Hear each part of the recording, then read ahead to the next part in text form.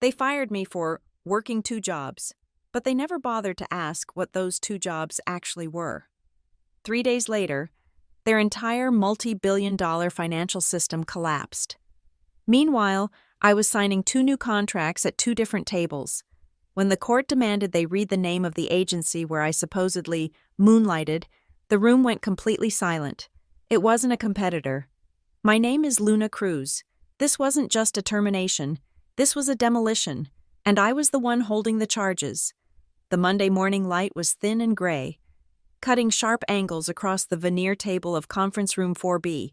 It was one of the executive fishbowls, all glass, overlooking the trading floor. It was designed to intimidate, a room for executions, not conversations. Kellen Drew, the head of human resources, slid the standard 9x12 manila envelope across the table. It made a dry, rasping sound, the only sound in the room. Kellen was a man who looked like he ironed his jeans. He was pure procedure, a soft-spoken cog in a machine that demanded obedience. He avoided eye contact, focusing on a point just over my left shoulder. "Luna," he began, his voice attempting a gravity it couldn't possibly earn. "As we've discussed." He hadn't discussed anything. I'd been summoned by a calendar invite 10 minutes ago titled Urgent Strategy Review. I ignored the envelope. My eyes were locked on the 80-inch monitor dominating the far wall. On it, a grainy, pixelated image was frozen. It was me, blurred by motion and low resolution, my dark coat collar turned up against the chill. I was stepping through the main entrance of the Riverside Tower, the timestamp in the corner, glowing an ugly digital yellow. Read 7:03 p.m. Last Thursday, Troy Vale, the executive vice president of operations, leaned forward.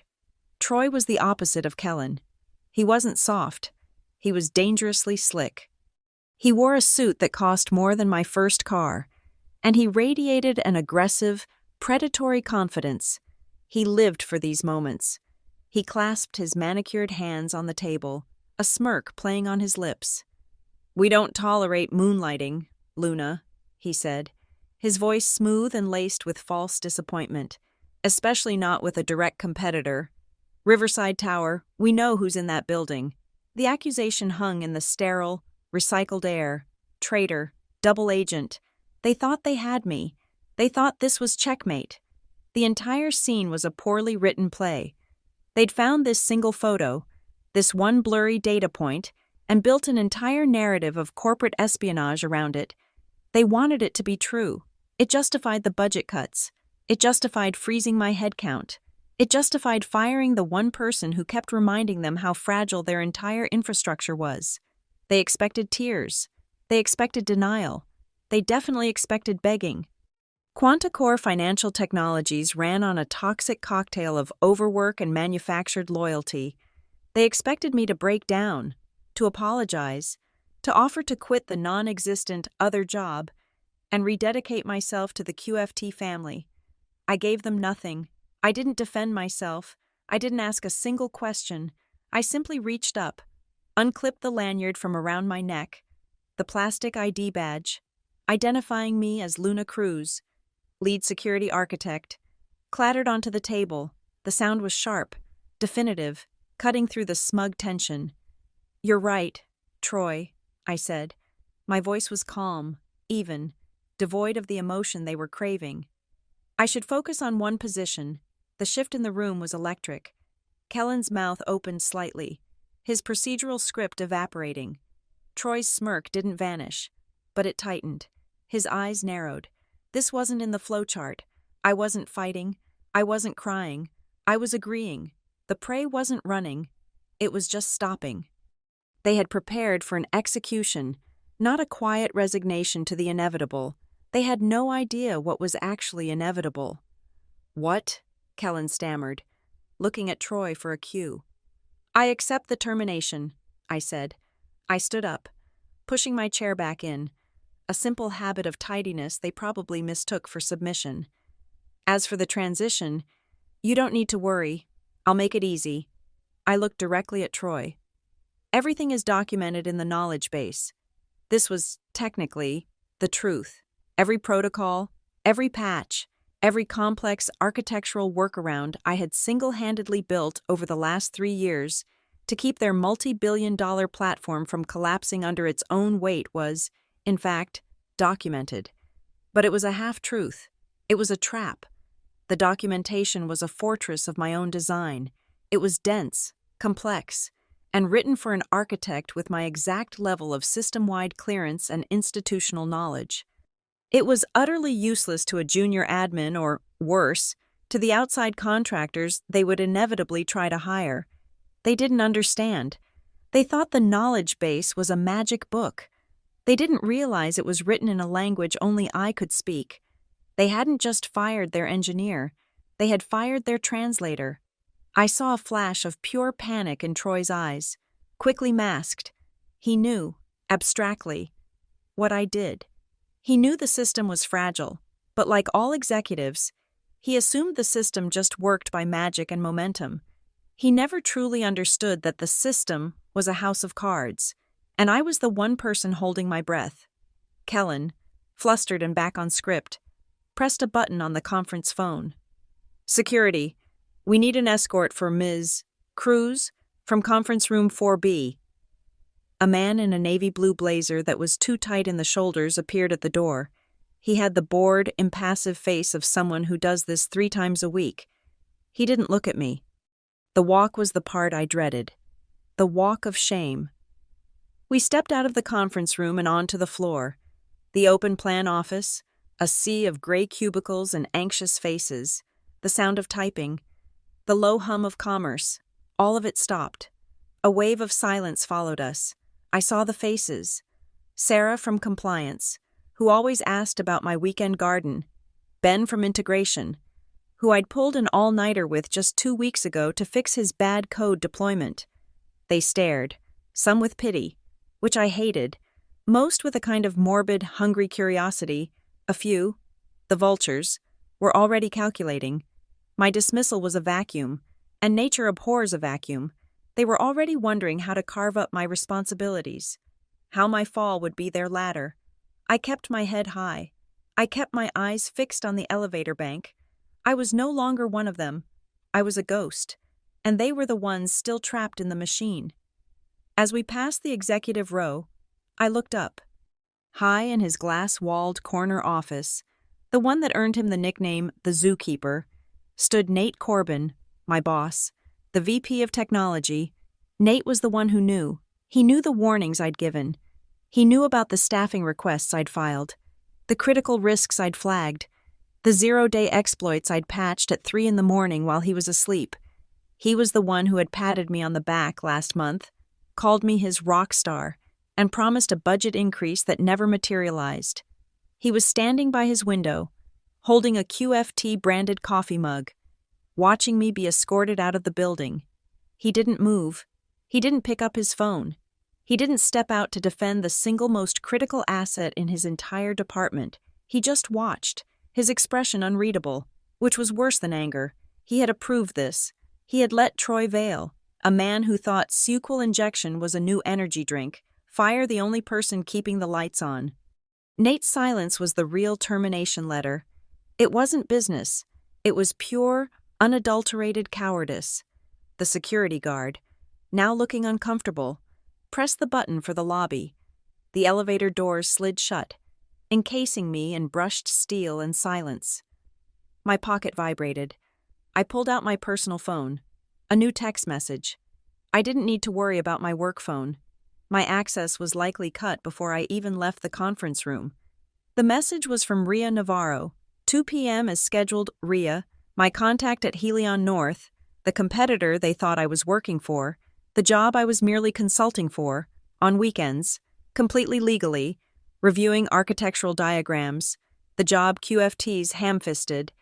Paranoid investigation had just turned from a lucrative side gig into my next full-time career.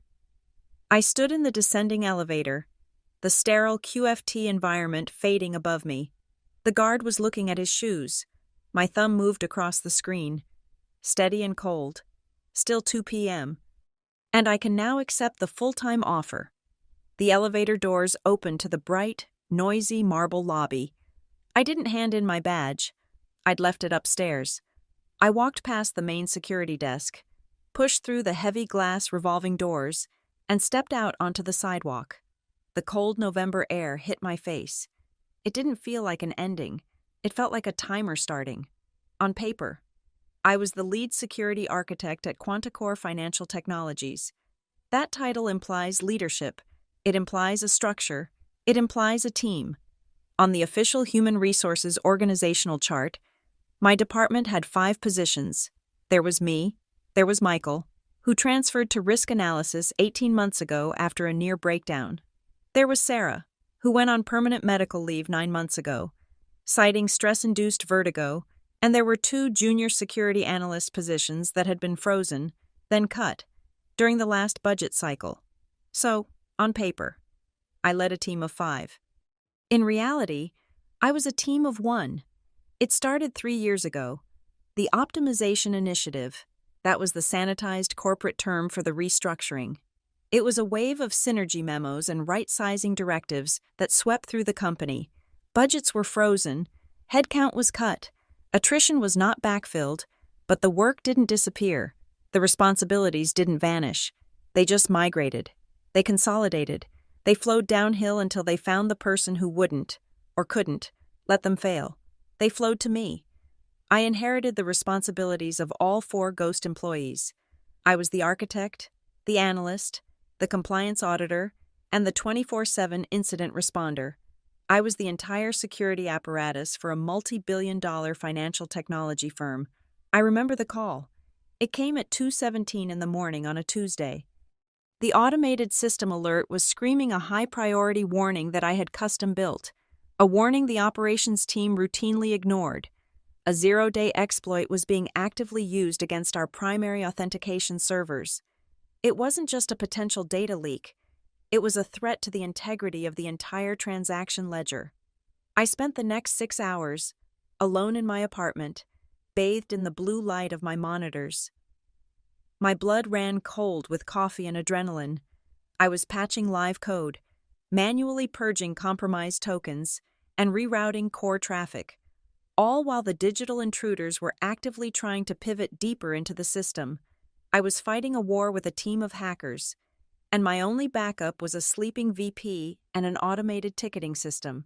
At 6:30 a.m., I deployed the final patch and locked them out. I had contained the breach.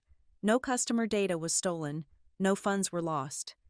I had single-handedly prevented a catastrophic failure that would have triggered regulatory fines in the tens of millions and evaporated billions in market capitalization.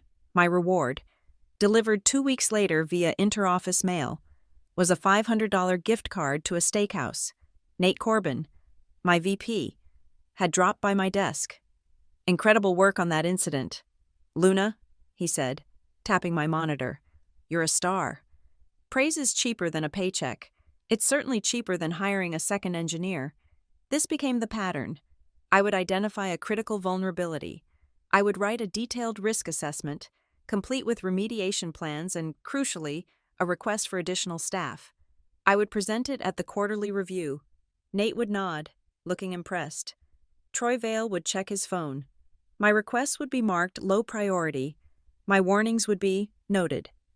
And when the official meeting minutes were distributed, my 5-page risk assessment would be summarized in a single-size sanitized line, security protocols reviewed by Ms. Cruz. The urgency, the danger, the desperate need for resources, it all just evaporated from the official record. I tried a different approach. I proposed cross-training the operations team. I built detailed playbooks for incident response. I scheduled knowledge transfer sessions. The leadership team nodded enthusiastically. "Great initiative, Luna," they said. Then the meetings were canceled. The playbook sat unread in the very knowledge base I had built. The operations team was too busy with their own understaffed departments to learn mine. I realized the truth of my position. I wasn't an employee anymore. I was infrastructure. I was invisible, like the plumbing or the electrical wiring. No one thinks about the plumbing until the pipe bursts and the floor is covered in water. No one thanked me for the clean data flowing through the system. They only noticed me when something was broken. And I understood something else. A system that relies on a single person is not a system. It is a critical vulnerability.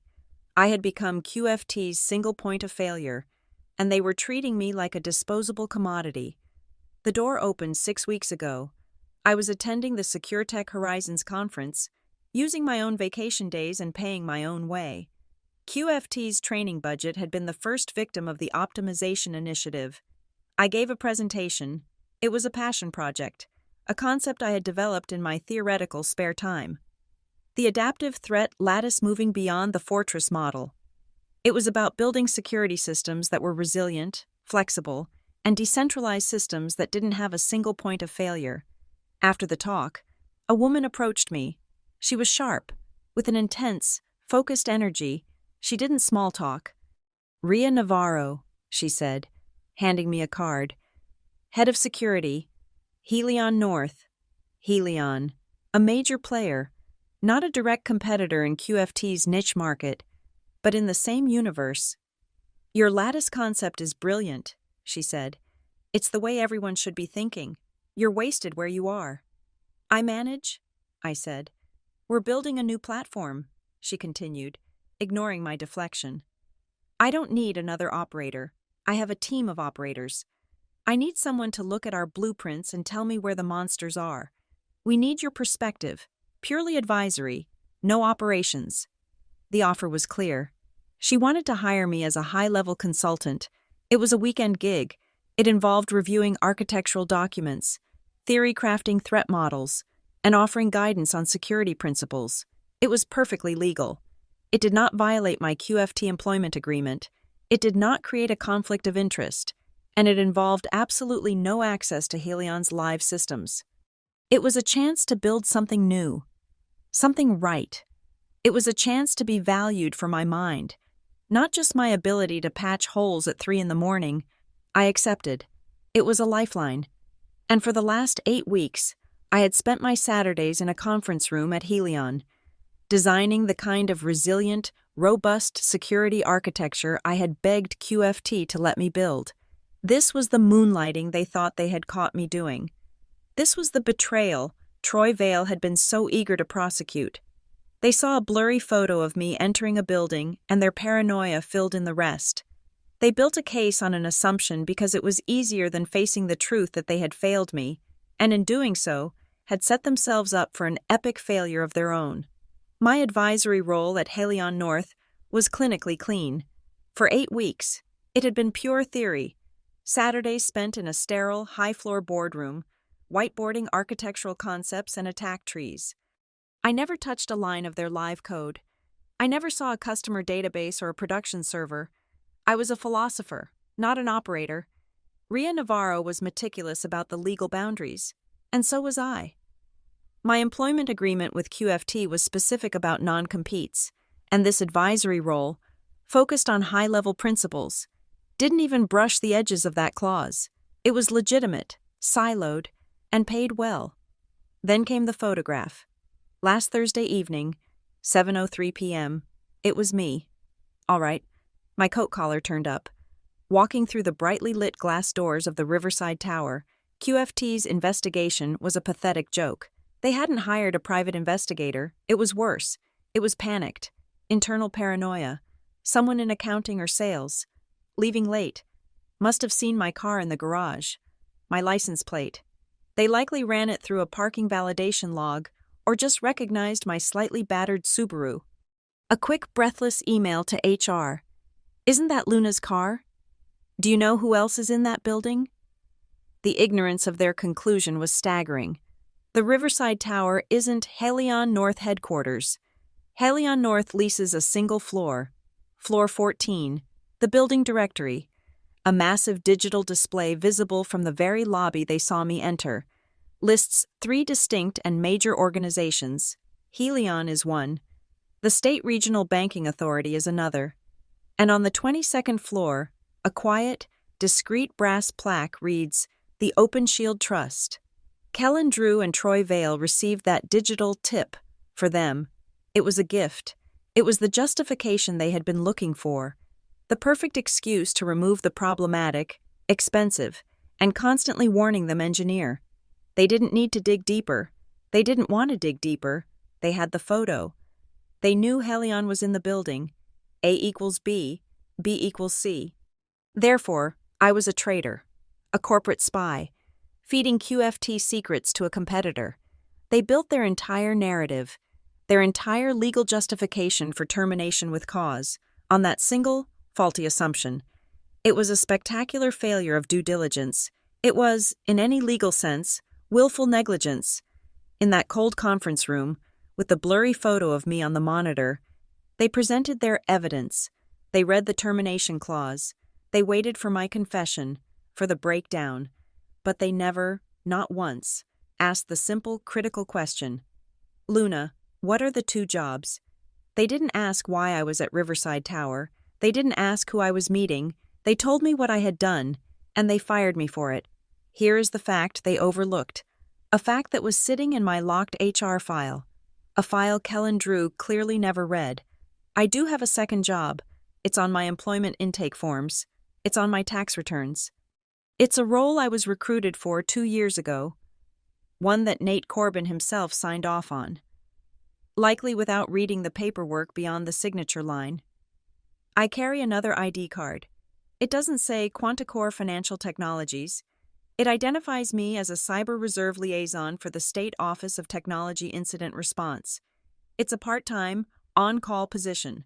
We are the civilian specialists, the Digital National Guard, activated by the governor's office during massive cyber attacks, grid failures, or financial sector emergencies. My employment in this role is protected by state mandate. Firing an employee because of their service in the reserve is explicitly, profoundly illegal. This, alone, would have made my termination a legal nightmare for them. But that wasn't even the worst part. I wasn't at Riverside Tower on Thursday for Helion North. I wasn't there for the Cyber Reserve. Though their regional office is in the building next door, I was there for the Open Shield Trust. Open Shield is a quiet, powerful nonprofit. They are the financial world's digital locksmith. They hold the cryptographic escrow keys for dozens of fintech firms, including, as of last year, Quanticore Financial Technologies. If a firm collapses, goes bankrupt, or is hopelessly compromised, OpenShield activates and releases the source code and customer data keys to regulators, ensuring a controlled wind-down rather than a catastrophic data loss. QFT had to sign with them to get their last round of regulatory approval and their cyber insurance policy. I know this because I was the one who architected the integration. I was the one who sat in the room when Nate and Kellen signed the OpenShield charter agreement last year. And I was the one who read the appendix. They both ignored Appendix 4B, Key Personnel Departure Protocol. The appendix is ironclad. It states that if the designated primary key custodian, my title on that document, is terminated, resigns, or is otherwise incapacitated, a mandatory 72-hour security hold is placed on the company's master authentication keys. During this hold, all automated high-volume processes are frozen. They are frozen pending a manual audit and key rotation ceremony, which must be supervised by both an OpenShield representative and the departing key custodian. That Thursday meeting, it was my quarterly check-in with the OpenShield Trust, acting as QFT's designated custodian. To review the very procedures they were about to violate, Kellen and Troy, in their arrogant, paranoid rush to execute me, had just fired their primary key custodian. They had done it exactly 72 hours before the end-of-quarter batch processing.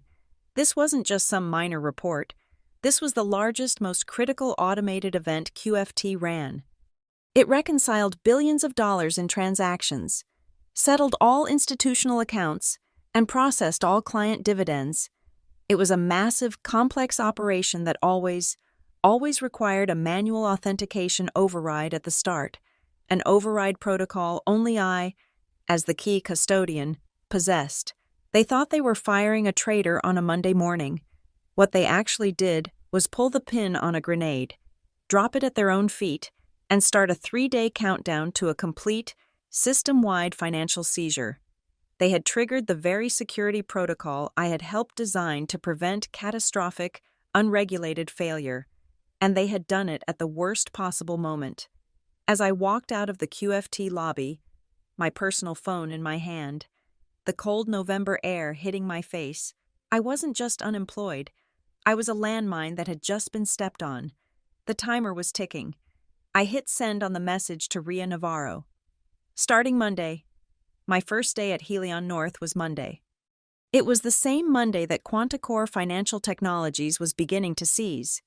The contrast was a physical shock. I walked into the Helion offices on the 14th floor of a different, newer building. There was no walk of shame. Ria Navarro met me at the elevator with a keycard and a warm, no-nonsense smile. "Welcome, Luna," she said. "Your office is ready, but your team is waiting in the main conference room. We're eager to get started." My team? I walked in. There were 8 people, not 8 empty chairs or 8 frozen positions on an HR chart. 8 living, breathing, intelligent specialists. Ria did the introductions.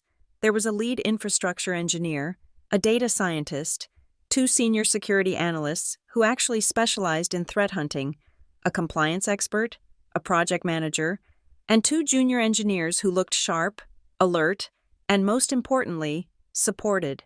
Their roles were distinct. They were not a heap of consolidated responsibilities. They were a functioning, fully staffed department. "Luna is here to lead the new security consulting division," Ria announced. "Her first task is to apply her adaptive lattice model to our own internal architecture. We build it here, we perfect it, and then we offer it to our clients. Luna, the floor is yours." I stood by the whiteboard, a marker in my hand. It felt strange. I was used to being a lone defender, a firefighter. Now, I was a builder, and I had a crew. We started sketching. I put the core concepts of the lattice on the board. We began to debate, and it was a debate. It was a rigorous, passionate, and completely professional argument. One of the junior engineers, a young man named Kenji, pointed to a connection I'd drawn. "This node," he said, his voice respectful but firm. "It's geo-redundant, but what's the failover protocol if both the primary and the backup are hit by a coordinated denial of service? We'd see latency spike over 500 milliseconds, which breaches our SLA." He wasn't attacking me. He was improving the idea. Before I could answer, the infrastructure lead jumped in. "We could implement a tertiary hot site, but that's expensive. What if we use a distributed hash table for the authentication keys instead? It's more resilient," the data scientist countered. "But that complicates our compliance auditing. How do we prove data sovereignty?" For the next 2 hours, we argued. We argued about logic, about risk, about cost, about efficiency. No one pulled rank. No one's voice was louder than their argument. Ria sat in the back, observing, letting the process work. I had almost forgotten this feeling.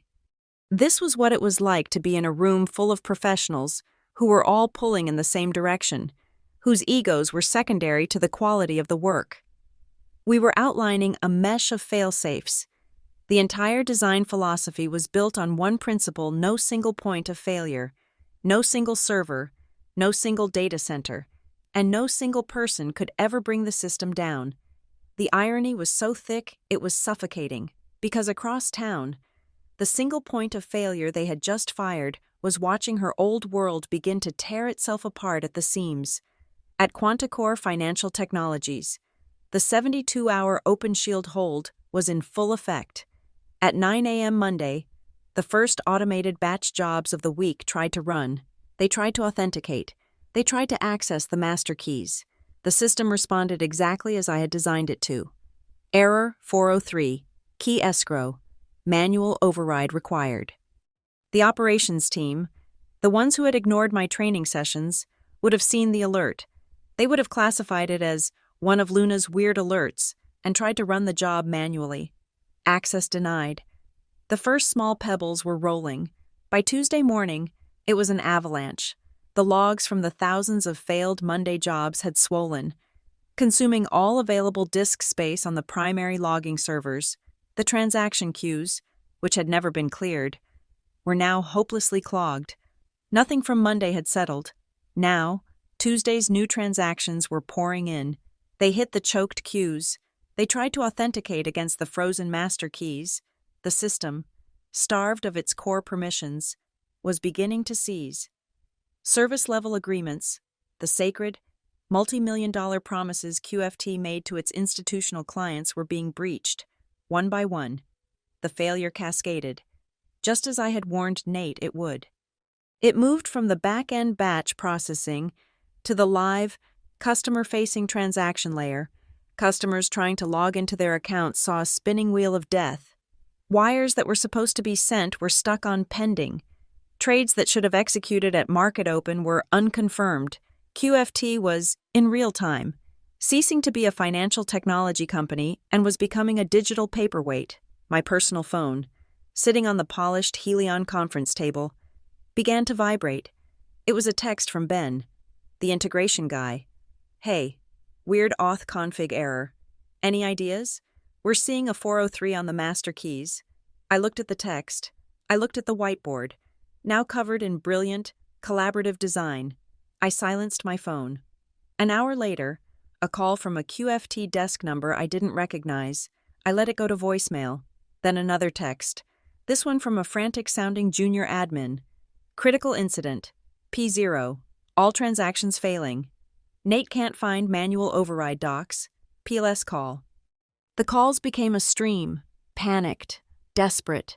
They came from numbers I recognized. Nate, my old desk line, meaning someone was at my desk, trying my phone, a blocked number, which I knew from experience was Troy Vale's personal cell.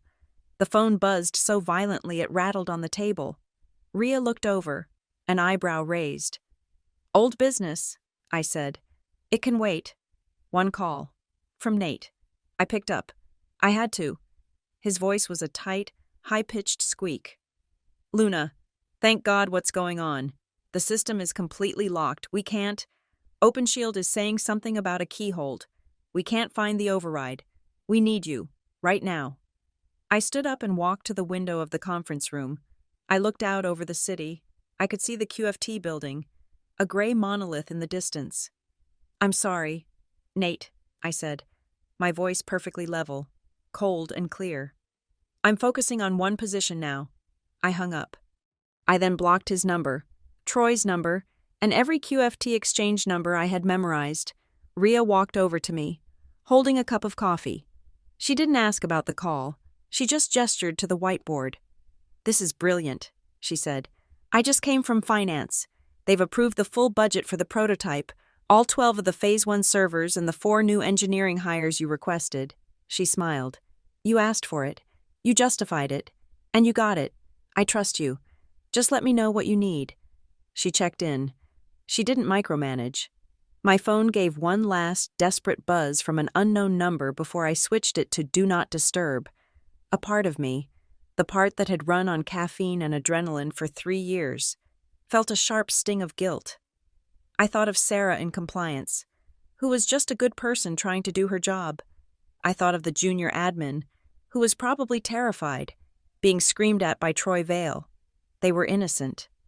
They were victims of the same rot that had fired me. But this was not my fault. This was not revenge. Revenge is an act of passion. This was an act of physics. This was cause and effect. This was the natural, inevitable, and predictable consequence of sustained, willful distrust. They had built their billion-dollar house on a single support beam, and then they had personally, arrogantly, and stupidly sawed it in half. The collapse was always coming. I just happened to be out of the building when it finally fell. Late Tuesday afternoon. I was wrapping up my second day at Helion North. My new team was debriefing, notebooks open, engaged in a low-key, productive discussion about database choices. The atmosphere was sane. I had spent the day in a state of hyper-focused calm, the chaos of QFT feeling like a muffled sound from a different world.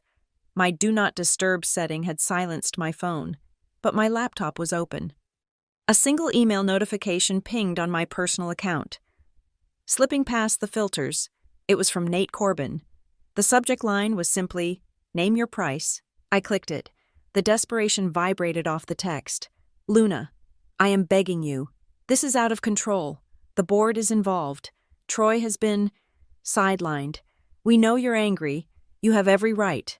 Just tell us what you want. A bonus. A new title. A team. Any price. Just please. Call me. We are completely dark. Any price. The words hung in the air. For 3 years, I had begged them for a single junior analyst, a modest request that would have cost them less than $60,000 a year, a request they had deemed low priority. Now, with their multi-billion-dollar platform grinding to a halt, the checkbook was suddenly open. I looked at the whiteboard, covered in the collaborative, intelligent designs of my new team. I looked back at Nate's desperate, transactional plea. It wasn't an apology. It was a hostage negotiation, and he thought he could buy the keys back from me. I slowly closed the lid of my laptop. The soft click was the only answer I was willing to give. Wednesday was when the world outside the QFT building began to notice. At Helion, my team and I were in a deep dive session, mapping out the business plan for the new consulting division. We were turning the adaptive threat lattice from a concept into a marketable service. We were building, across town, QFT was dying. The first public alerts hit the financial news feeds around 2 p.m. I saw them on the large monitor in the Helion Operations Center, which my team used to monitor market-wide cyber activity. A small headline on a specialized trading blog, QFT platform experiencing unconfirmed transaction delays. An hour later, a more prominent wire service clients of Quanticore Financial Technologies report, inability to access accounts. The dam had broken. QFT had officially breached the critical 24-hour settlement window. This was no longer an internal IT problem. It was a systemic, market-facing failure. The digital whispers became a roar. Tech forums and social media lit up. Customers, real people, were panicking. My wire transfer is gone. Stuck for a day. QFT has frozen my account. Their support line is a busy signal. Is Quanticore insolvent? This is a digital bank run. That evening, I was at home, cooking. My personal phone, the one I kept for news and personal life, lit up on the counter, a push notification from a major national financial paper. It wasn't a blog post. It was the headline. Widespread disruption at major fintech provider. Quanticore Financial Technologies offline for 30-plus hours. Citing critical infrastructure failure. They were public. The failure I had personally, silently stopped at 2 a.m. for a $500 gift card, had just happened in broad daylight. The company's reputation for stability, its entire reason for existing, was evaporating in real time. Thursday morning was the execution. The stock market opens at 9:30 a.m.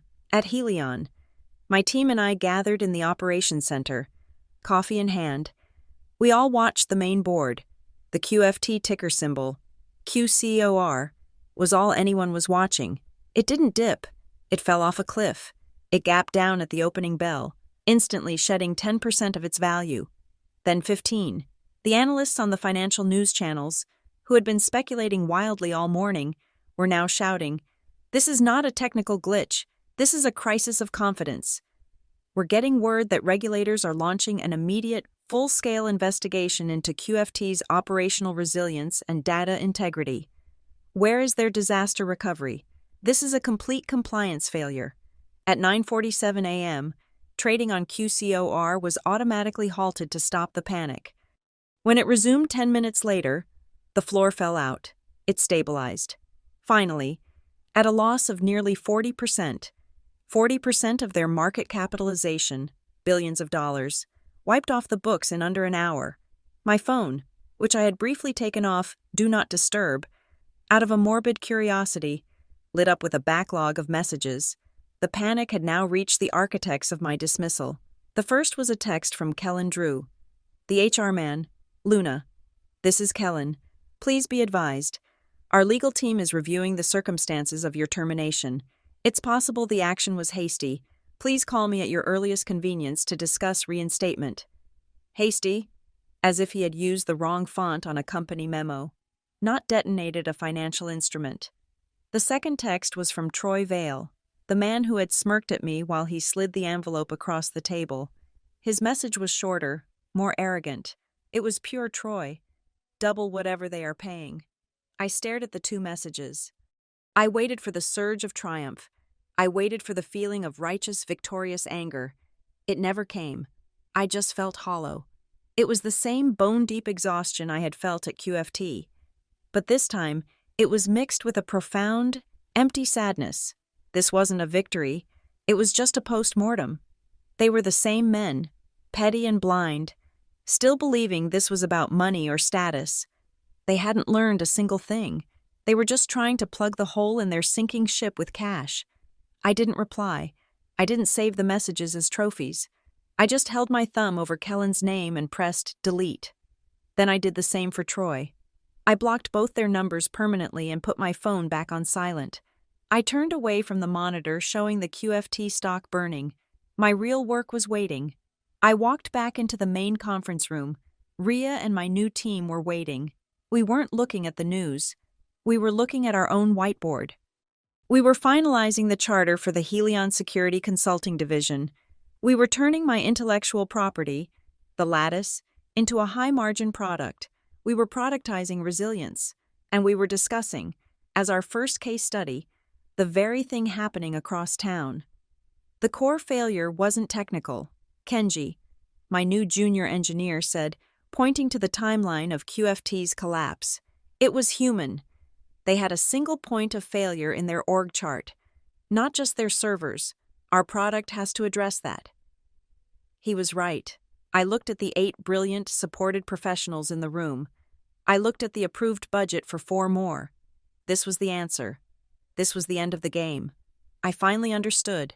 The most effective revenge is not the act of destruction. It is the act of relentless, tangible creation. It is building something better, something stronger, something so successful that it casts a shadow over the ruins of the place that cast you out. They hadn't just fired their lead architect, they had funded their newest and most dangerous competitor. It was late Thursday. The market had closed, leaving Quanticore Financial Technologies a smoldering wreck on the exchange floor. I had just wrapped a long, productive strategy session with Rhea. My personal phone, still on silent, showed a missed call from a number I didn't recognize. It was a restricted executive exchange. A voicemail icon glowed. I played it on speaker in the silence of my apartment. The voice was deep, older, and stripped of all pretense. It was the sound of utter exhaustion. Ms. Cruz, this is Terrence Walsh. I am the chairman of the board at Quanticore Financial Technologies. I am calling to inform you that as of 1 hour ago, Troy Vale and Nate Corbin are no longer with this company. Kellen Drew is on administrative leave pending a full internal review. They failed the board. They failed the company. A heavy sigh crackled through the speaker. It was the sound of a man who had just been forced to set fire to his own leadership team. We are in crisis, Ms. Cruz. The regulators are involved. OpenShield has. They have briefed us on the situation, on the protocol you designed. We are paralyzed. We need your help to restore operations. We understand your position. We are prepared to meet any demand. Please, call me back. This wasn't Troy's arrogant, 2-word text. This wasn't Nate's desperate, pleading email. This was total, unconditional surrender. This was the king, alone in his castle, begging the exiled knight to save them from the dragon they had let in. I waited 10 minutes. I drank a glass of water. I stood at my window, looking down at the city lights. I was not angry. I was not triumphant. I was a surgeon, about to name her fee for an impossible operation. I dialed the number. Walsh picked up on the first half ring. Walsh? Mr. Walsh, this is Luna Cruz returning your call. A sound of raw relief came through the phone. Ms. Cruz, thank God. Thank you for calling. We need you to come in, right now. We need you to fix this. No, I said. The silence on the line was absolute, a vacuum. I am not coming in, I clarified, my voice as flat and cold as steel. I am willing to provide advisory services, effective immediately, on my terms. But before I say another word, we must agree on the price. This is a consultation, and my rate is non-negotiable. Of course, whatever it is, he said, the desperation making his voice thin. My rate is $50,000 per hour. There is a 4-hour minimum, payable in advance, that is $200,000, wired to my personal account, before this call proceeds any further. I heard a sharp intake of breath. The amount was staggering. It was also, I knew, a rounding error compared to the billions they had lost since morning. And the money, I added, is the easy part. If you agree to the price, we will then discuss my conditions. He was silent for a beat. He was calculating. He was realizing this was not a negotiation. He was a man at the bottom of a well, and I was the only one with a rope. Agreed, he said, his voice strained. What are the conditions? Get a pen, Mr. Walsh, or better yet, put your legal counsel on the line. I want this recorded, and I want it ratified immediately. I heard a muffled sound. Then another voice, sharper and more alert, joined. This is Maria Sandoval, General Counsel. I'm on the line. Good, Ms. Sandoval, I said. Here are the non-negotiable conditions for my engagement. Condition 1. I will not set foot in your building. All work will be conducted remotely. I will not be in the physical proximity of the environment or the people who authorized my dismissal. Understood, Walsh said. Condition 2. I will not touch your systems. I will not be given access. I will not log in. I will not have an account. My termination was clear. I am now an outside consultant. I will direct your remaining technical team. They will push the buttons. They will run the commands. They will implement my instructions. The liability for execution remains entirely with them. Is that clear? Yes, Sandoval, the lawyer, said. Her voice was tight. She understood the genius of it. I was insulating myself from any future claim of sabotage. I was the architect, not the laborer. Condition 3. Quanticore Financial Technologies will issue a public, formal apology. This apology will be posted to all your public-facing channels and issued to the press wires. It will state that the catastrophic failure was the result of senior leadership ignoring repeated, documented warnings regarding system vulnerabilities and critical staffing deficits, and it will name me, Luna Cruz, as the architect who issued those warnings for the past 3 years. That's, Walsh started to stammer. That's asking us to publicly. It's not a request, I interrupted. It's condition 3. It is non-negotiable. Your company, through its incompetence and false accusations, has damaged my professional reputation. You will publicly restore it. Understood, Sandoval said quickly, cutting Walsh off. Continue. Condition 4.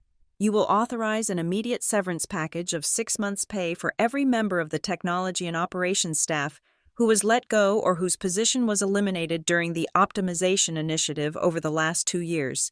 The people whose departures created the very vulnerabilities I warned you about. You will pay them for your mismanagement. That's dozens of people, Walsh said, his voice cracking. The cost. Is the cost of doing business. Mr. Walsh? Condition 5. I took a breath. This was the one that mattered most. Effective immediately. You will authorize the creation of the security department structure I proposed in my budget request last year. That is a fully funded team of 12, including the specific roles I outlined. You will begin recruiting immediately. This team will not report to operations. It will not report to technology. It will report directly to the board of directors. It will report to you. This, I knew, was the real payment. I was fundamentally restructuring his company from the outside. That, Sandoval said, her voice careful, is a major governance change. It is, I agreed, and it's the only reason I am still on this call, because if I fix this for you, and you don't fix the underlying disease, it will happen again. I will not be your Band-Aid. Walsh was quiet. I could hear him breathing, the sound of a man trapped. And if I agree to all of this, you can fix it. You can get us back online. I have one final condition, I said. It's a simple matter of paperwork. What is it? Condition 6. Within the hour, I want signed copies of 2 documents. First, a renewal of your corporate commitment to the Open Shield Trust, acknowledging the key custodian protocols. Second, a reinstatement of your company's participation in the State Cyber Reserve Liaison Program. Your legal team terminated both agreements this morning. Citing my dismissal as the reason, you will reinstate them. You will find that my participation in the reserve is protected. This was the hidden blade. Sandoval, the lawyer, would understand instantly. I heard a sharp, sudden click as she hung up her extension. She didn't need to hear any more. She was already sprinting to find out what a cyber reserve was and what kind of legal minefield Kellen and Troy had just marched them into.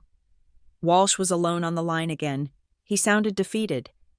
The first 5 conditions, the apology, the severance, the new department. You are asking me to rebuild my company in exchange for a 4-hour phone call. I am asking you to pay the bill that has come due, I said. You have 60 minutes to send the wire transfer and the signed agreement. If I do not have both in that time, my phone will be off for the rest of the night. The choice is yours. Mr. Walsh. I hung up. I didn't move. I just watched the digital clock on my stove. My email pinged. It was not 60 minutes. It was 15. The first email was from the QFT corporate bank, a wire transfer receipt, $200,000. The second email was from Terrence Walsh. The subject was agreement. Attached was a hastily drafted, 8-page PDF. It was signed by him and notarized by Maria Sandoval. It contained, in stark legal language, every single one of my conditions. Condition 3, the public apology, was noted as, in draft by communications, pending board approval. Condition 5, the new department, was authorized to be ratified at emergency session 8 a.m. tomorrow. Condition 6, the Open Shield and Cyber Reserve documents, were attached, signed. They had blinked. They had capitulated. I opened a new, secure, encrypted video conference line. I sent the link to Terrence Walsh. My team is assembled in our war room. His reply came, almost instantly. They are waiting for your instructions. I clicked, Start meeting. The timer on my $50,000 hour had begun. My camera was off. My microphone was muted. I joined the video conference as an observer. My screen filled with the pale, haggard faces of the QFT war room. It was a collection of shell-shocked junior engineers and mid-level managers I barely recognized, and sitting in the center, looking like he had aged a decade in 3 days, was Nate Corbin. My blood ran cold. Walsh had lied. Or, more likely, Nate's firing was a soft firing, and he was being kept on as a hostage until the crisis was over. It didn't matter. He was there, a ghost at the feast, and his presence made this infinitely harder. You have the payment. You have my terms. My voice cut through the room, electronically flat, devoid of all emotion. We begin. I have just emailed the lead engineer on your list a document titled Auth Cascade Recovery. Open it. A young engineer, his hands visibly shaking, clicked his mouse. I have it, Ms. Cruz. It is a playbook, I said. It contains the precise sequence of operations, the specific thresholds for data cuts, and the exact back-out procedures required to restore the authentication system. You will follow it. You will not deviate. I will not be touching your systems. You will be... Am I understood? Yes, Nate stammered, leaning forward. Luna, we see it, but it's just a list of commands. There's no context. We don't know what these flags mean. We don't understand the dependencies. Of course they didn't. This was the trap I had set 3 years ago. The documentation was a map, but I was the only one who held the legend. I will provide the context, I said. This is not a discussion. It is a command and control operation. Engineer, give me your screen. Read me line 1. It says, initiate read-only session to key escrow manager service account 77 alpha. That is correct, I said. You will execute that command. It will fail. It will return a permission-denied error. I need you to run it, fail, and then read me the 32-character error hash it generates. Do it now." The room was silent. They were confused. I was asking them to fail. "But why?" the engineer asked. "Because the OpenShield protocol requires a failed, logged attempt from an unauthorized internal account before it will open the emergency port for the manual override key. It's an anti-tampering measure. The documentation is in the OpenShield appendix, the one you all signed. Run the command." He typed. The screen flashed red. "Access denied." A hash code appeared. "Read it to me." He did. "That hash is your one-time password for the next step," I explained.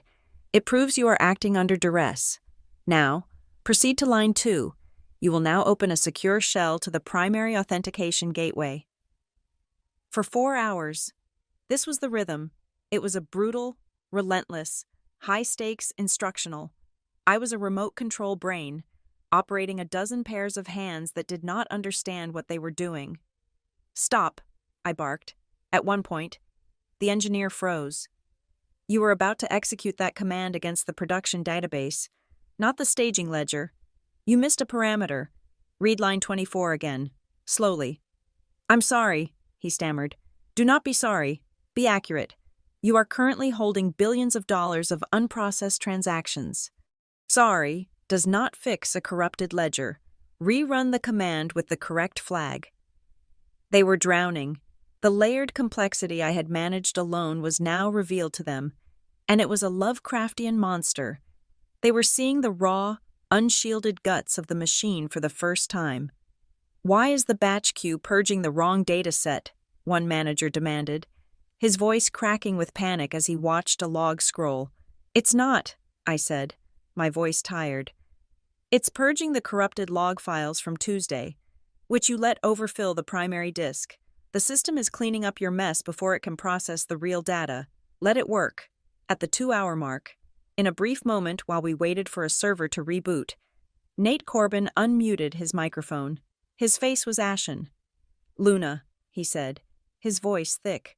I need to say, I know what I did. I know I let you down. I was a coward. I am so—" "After," I said. My voice was a blade. It cut him off instantly. "This is not that call. We are on the clock. You are paying me $50,000 an hour to fix a machine. My personal feelings are not included in that price. Engineer, is the server back online?" Nate visibly flinched. He muted his microphone and did not speak again. At hour 3, minute 45, it happened. The final command was entered. "Execute," I said. The engineer hit enter. For 10 seconds. Nothing. The entire war room held its breath. Then, on the main status board, a single indicator light flipped from red to green, then another, and another. "Authentication services are restored," the engineer whispered, as if in prayer. "The key hold it's released." "Watch the batch queue," I ordered, on their screens. The queue, which had been frozen at 99% capacity for 3 days, suddenly began to move. The numbers ticked down, 98%, 85, 60. "It's working," someone cried. "The transactions are reconciling. They're processing." The tension in the room broke. I heard sobs. I heard someone swear in raw relief. The river had begun to flow again. The patient was no longer flatlining. I let them celebrate for exactly 1 minute. "It is not over," I said, silencing the room. "The system is stable. It will clear the backlog in the next 12 hours. But your work is just beginning. You now have to manually audit the failed transactions from Monday and Tuesday against the successfully reconciled batches." A collective groan. "And one final lesson," I said. "For your $50,000 an hour fee," I had them pull up the knowledge base, my knowledge base, navigate to Section 4B, Critical Incident Response, now, Subsection 9, Key Escrow Protocols. The engineer clicked, and there it was. The entire playbook I had just walked them through, every command, every flag, every contingency. It had been there, documented in meticulous, excruciating detail for the last 18 months. The documentation existed, I said, my voice echoing in the dead silent room. You were all just too important, too busy, and too arrogant to ever read it. I clicked leave meeting. The call ended. I sat in my apartment, the adrenaline drained away, leaving me empty. I had just saved the company that had tried to destroy me. At that exact moment, my Helion-issued laptop pinged. It was an internal company-wide announcement from Ria Navarro. Subject: announcing the Helion Security Consulting Division. I am thrilled to announce that the board has unanimously approved the full formation of our new Security Consulting Division, to be led by our new director, Luna Cruz. We have approved an initial headcount of 20 specialists to support this initiative. 20 people, a fully funded, board-supported team of 20. A second email came in, just to me, from Ria. Thought you'd like to see this. The first 3 signed letters of intent for our new division. All 3 are, or were, cornerstone clients at QFT. They terminated their contracts this afternoon and are moving to us. She added one last line. I have no idea what you've been doing all day, but I'm guessing it was complicated. What you are building here. Luna, it fits our mission. We're setting a new standard. I leaned back. She was right. This wasn't revenge. It was a market correction. It was a new standard being set, and the old one was being left behind. My personal phone vibrated. A news alert. It was the public statement from Quantacore Financial Technologies. It was on the front page of their website, pushed to every major wire service. It was a masterwork of legal groveling. It spoke of a catastrophic failure in senior management and a complete breakdown in internal controls. And then, in the third paragraph, there it was, a sentence that could not be scrolled past. This failure occurred despite repeated, multi-year, documented warnings from our former lead security architect, Ms. Luna Cruz, whose expert recommendations were ignored by the now terminated leadership. They had done it. They had put my name in lights, not as a traitor, but as the prophet they had ignored. The email from Terrence Walsh arrived the next morning. It was not a panicked voicemail. It was formal, brief, and stamped with the authority of his office and his legal counsel. It was a receipt for services rendered and a confirmation of terms met. He confirmed the appointment of a new Chief Information Security Officer, a Dr. Eris Thorne, recruited from a national defense contractor. Her position was effective immediately, and as I had stipulated, her entire department, the department of 12 I had designed from the outside, the one I had begged Nate for, would report directly to the board of directors. Condition 5 was fulfilled. Walsh added a brief, chilling postscript. He had assembled a full internal audit team, led by the general counsel, Maria Sandoval, to review all documentation I had flagged as low priority or needs review over the past 3 years.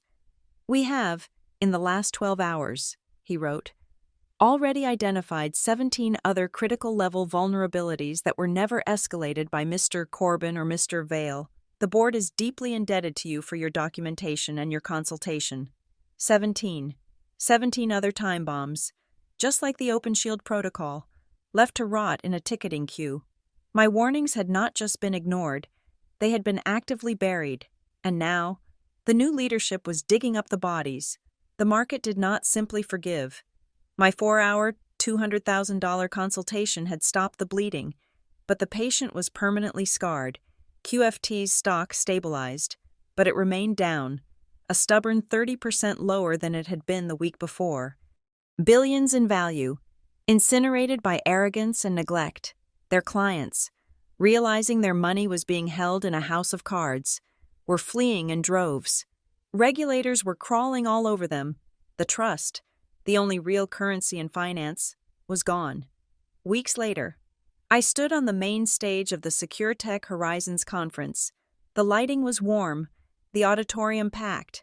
This was the same event where, just months earlier, I had given a niche presentation on a theoretical concept using my own vacation days, the same event where Ria Navarro had approached me, a life raft in a sea of indifference.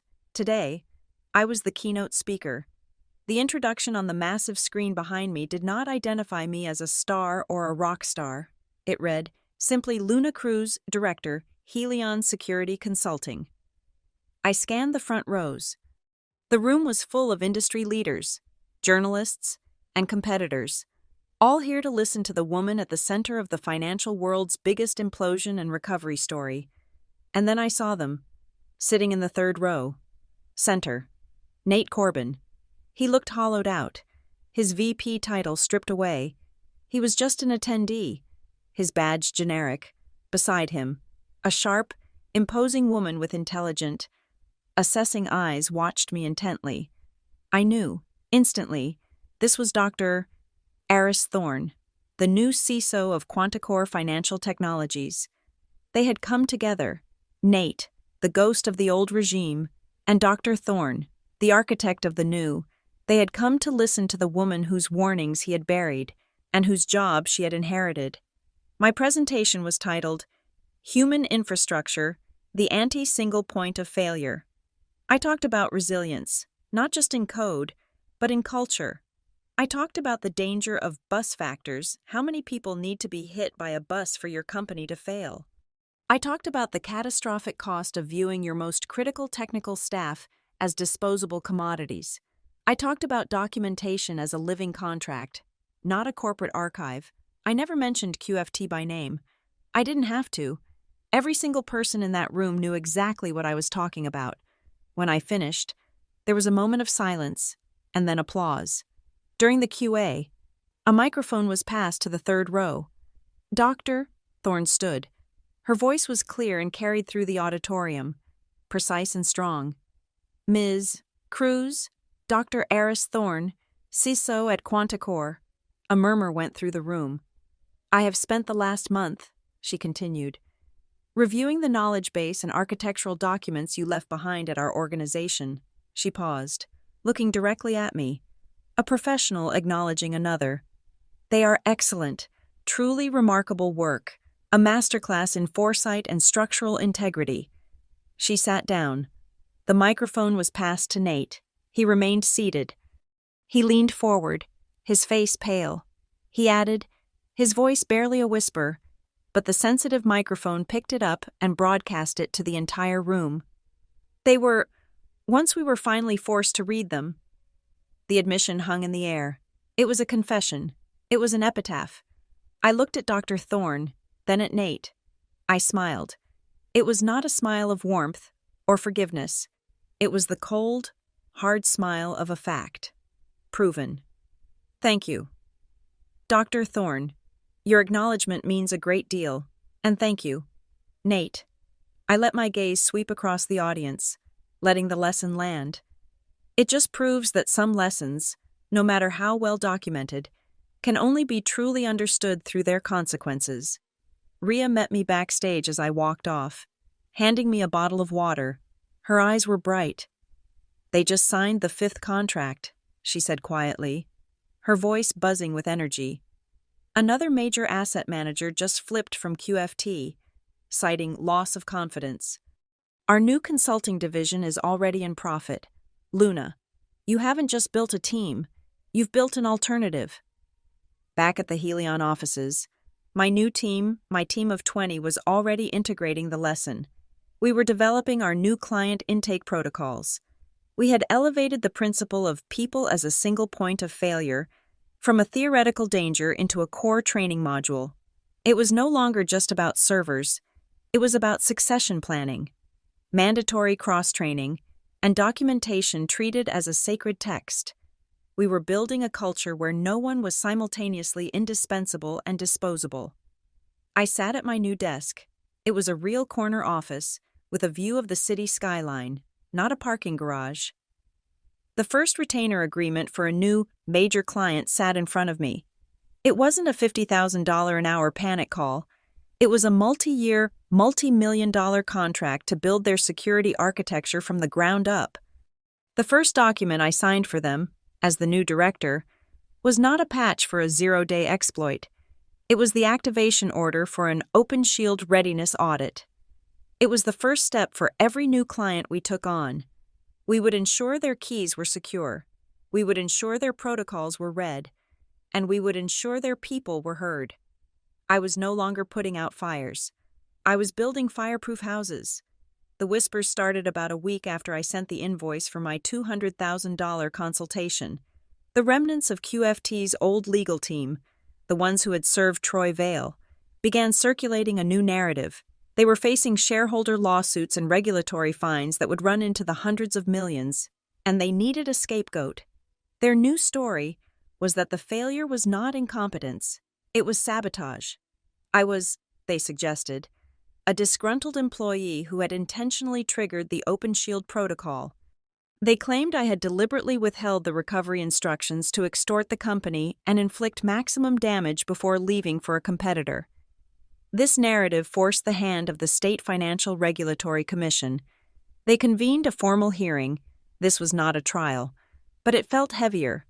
It was a cold, formal proceeding in a sealed room on the 29th floor of a federal building. The purpose was not to assign criminal guilt, but to determine the root cause of a failure that had destabilized a significant portion of the state's financial market.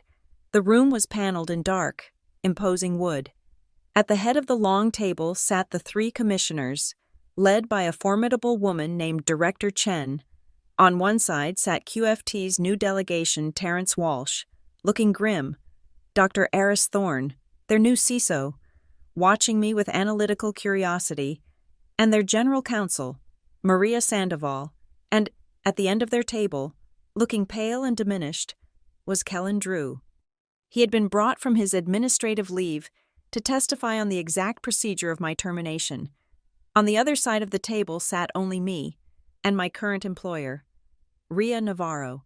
She was attending not as my lawyer, but as the director of Helion Security and an invited industry expert. After hours of procedural testimony, Director Chen turned her gaze to me. Ms. Cruz, we have heard the timeline of events from Quanticore. We have read your invoices, and we have heard the allegations of sabotage leveled by their former legal counsel. The floor is yours to provide context for your actions. I did not speak immediately.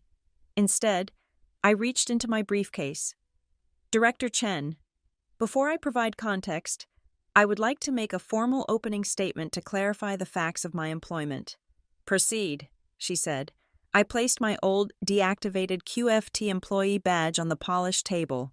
The plastic clattered slightly in the silence. This was my first job, I said clearly. Lead Security Architect, Quanticore Financial Technologies. Terminated with cause on Monday, November 10th, for alleged misconduct. Then, I reached back into my bag and placed a second card next to it. This one was different. It was heavy-gauge plastic, deep blue, emblazoned with the official state seal. This, I said, is my second job. I let them read the title embossed in gold: Cyber Reserve Liaison, State Office of Technology Incident Response. I looked across at Kellen Drew. As a member of the State Cyber Reserve, I am a part-time, on-call specialist activated during state-level emergencies. My employment in this role, as Mr. Drew knows from the intake forms I signed, is protected under state statute. It is illegal to terminate an employee for their service in the reserve. A lawyer for QFT, one of the old guard, scoffed. That's irrelevant. You were terminated for moonlighting at a competitor, not for playing soldier. We have the proof. He nodded, and an aide placed a large photograph on an easel. It was the grainy, time-stamped image of me entering the Riverside Tower. Thursday, November 6th, 7:03 p.m., the Riverside Tower, which, as we all know, houses the primary offices of Helion North. This was a clear conflict of interest. I'm glad you brought that up, I said. I reached into my briefcase a final time and produced a stapled, bound document. I slid a copy to Director Chen and another copy across the table to Maria Sandoval. This is not a competitor's contract.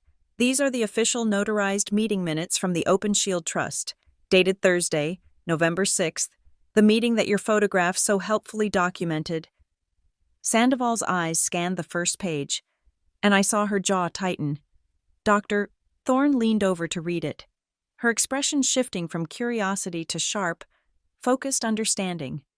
If you will turn to page 2, I continued, you will see the attendee list. It includes compliance officers from the trust, and it includes me. But it also includes my capacity. I was not attending as Luna Cruz, private citizen. I was not attending on behalf of Helion North. I read the line item aloud. Attending Luna Cruz, acting in dual capacity as 1. Quanticore Financial Technologies designated primary key custodian, and 2. The State Cyber Reserve's assigned liaison, to audit and approve the quarterly escrow key recovery test plan for Quanticore Financial Technologies. I let the words hang in the dead air. I was in the Riverside Tower, as seen in your photograph, performing a mandatory, high-level security function for Quanticore, a function required by the very protocols your company signed to secure its insurance and its regulatory approval.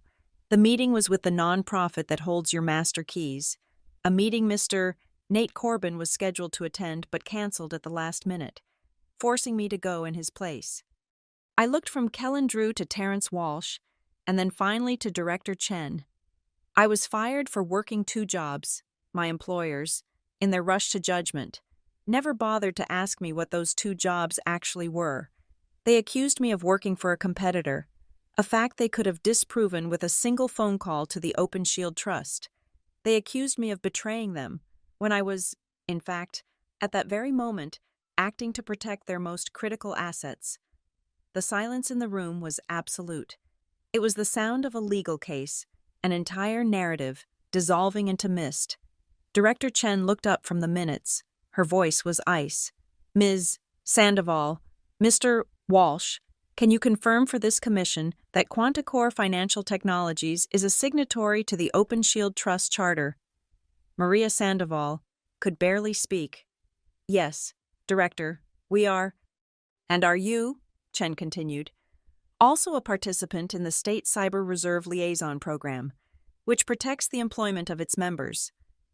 Sandoval looked at Kellen. Kellen looked at the table. We have copies of both addendums here, Chen said, holding up the documents I had forced them to re-sign. They were executed last year, as part of your regulatory compliance filing. The signature on behalf of QFT on both documents appears to be a Mr. Kellen Drew. Every eye in the room turned to Kellen. He had signed the documents. He had approved my protected second job, and then, a year later, he had personally signed my termination letter for having it, all because he had failed to read his own files. He stared at his hands, his face a mask of gray. Professional ruin,